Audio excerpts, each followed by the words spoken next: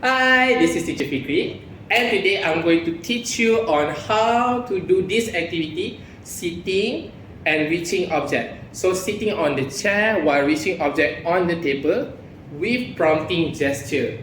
For those of you who don't know, prompt means to guide or to assist. So let's say, okay, ready, let's reach.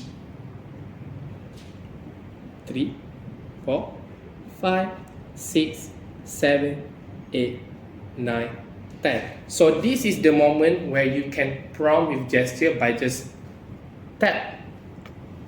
Good. Or, for example, tick. Good. So by pointing or tapping to initiate reaching and grabbing is also part of gesture prompt.